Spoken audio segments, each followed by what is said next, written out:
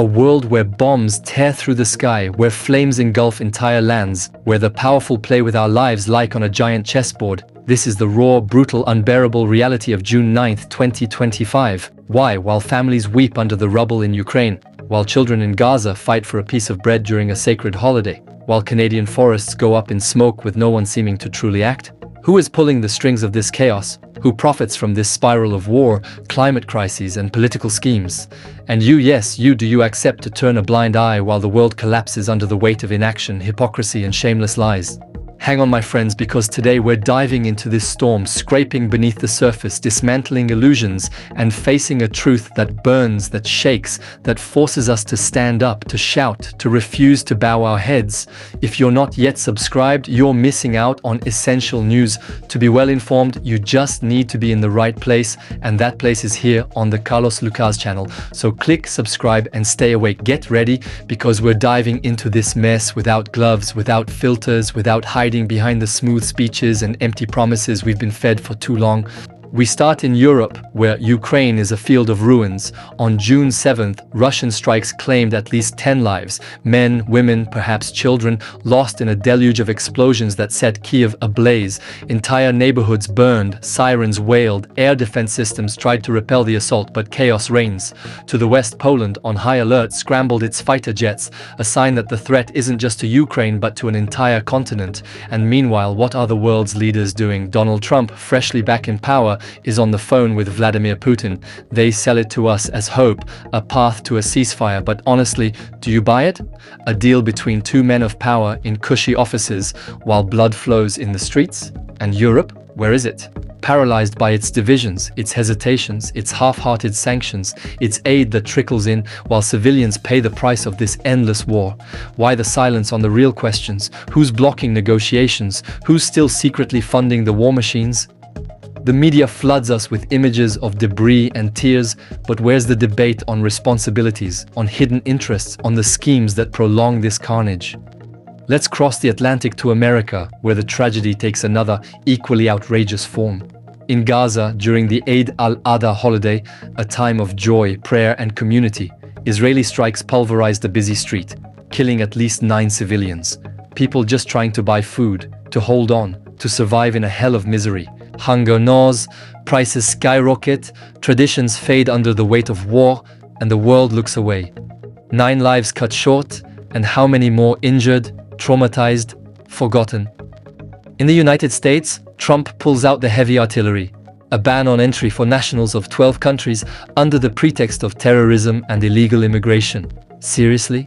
Entire populations are stigmatized, fear is stoked, and the National Guard is deployed in Los Angeles, as if turning streets into war zones will calm anything. It's a rerun, a worn-out recipe to divide, control, and distract. And meanwhile, a 6.5 magnitude earthquake shakes Colombia, Bogota trembles, people panic, and we wonder how long we'll ignore the planet's signals. Now to Canada, where nature is raging. Wildfires ravage Saskatchewan and Manitoba, 24 active fires, 5 of them completely out of control, forcing thousands to flee, to abandon their homes, farms, and memories. Imagine. Entire families, children, elders, thrown onto the roads, the sky black with smoke, the air unbreathable. And in this chaos, Trump dares to threaten to make Canada the 51st American state, waving his so-called Golden Dome missile defense as crude blackmail. Mark Carney, the freshly re-elected Prime Minister, stands firm, says no, and King Charles III himself steps in, delivering a symbolic speech to Parliament to defend sovereignty. But let's be real, faced with economic, commercial, and military pressure, how long can they hold out? The backrooms are dirty, my friends. They talk about the climate, but dig for oil. They mourn the victims, but turn a blind eye to arms dealers. They promise peace, but let war drag on. This isn't chance, it's a system. In Ukraine, this war is a playground for powers, a test of strength where Europe is stuck. Civilians are pawns, and secret deals could redraw maps without our say. In Gaza, these strikes aren't just military operations. It's a machine to break a people, crush their hopes, destroy their culture, while big nations settle for limp statements and empty condolences. In the US, Trump revives his old 2016 tactics, playing on fear, division, pointing fingers at scapegoats to mask the real issues: a fragile economy, glaring inequalities, tensions ready to explode. And in Canada, these fires echo the blazes in Australia in 2020, the Amazon still burning, a scream from the planet we ignore for short-term profits. The contradictions are glaring. We sign climate deals but fund polluting industries. We condemn violence but sell arms like there's no tomorrow. Look around. It's the same circus in Syria where war drags on, in Yemen where famine is a weapon, everywhere the powerful sacrifice people for their interests. And us, where are we in all this? In Europe, the war in Ukraine is fear at our doorstep, energy bills soaring, gas rationed, supermarkets where everything costs more. Short term, it's anxiety. Medium term, it's a wobbling economy. Long term, it's a fractured continent, alliances crumbling, maybe even conflicts spreading. In Gaza, the youth are in pieces. No schools, no food, no future. Today, everything's lacking. Tomorrow, it's an entire generation sacrificed, freedoms crushed, a permanent humanitarian crisis. In the US, these bans, this militarization, it's hatred rising. Communities divided, rights trampled. Short term, it's tension in the streets. Medium term, it's a torn society. Long term, it's an economy risking collapse under absurd trade wars, sanctions, boycotts. And in Canada, these fires destroy everything. Homes turn to ash, families lose all, the air becomes poison. Short term, it's flight, panic. Medium term, entire regions could become unlivable, ecosystems wiped out. Long term, it's proof the climate doesn't forgive our inaction. And you, does this outrage you?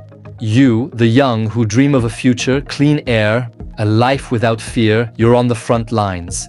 And you, parents who want to protect your kids, do you accept them growing up in a world on fire, at war, in ruins? If we don't move, if we stay silent, if we let the powerful play their rotten games, resignation wins. Our future is buried, our hopes burned. This June 9th, 2025 is a wake-up call, a mirror, showing a world where war, climate, and power crush us, and our silence makes us complicit. Refuse to give up, refuse to fall asleep, refuse to believe their lies. Spread this truth, ask the tough questions, talk about it with your families, schools, streets. The chaos is here, but the change is us. So move, react, and above all, stay awake.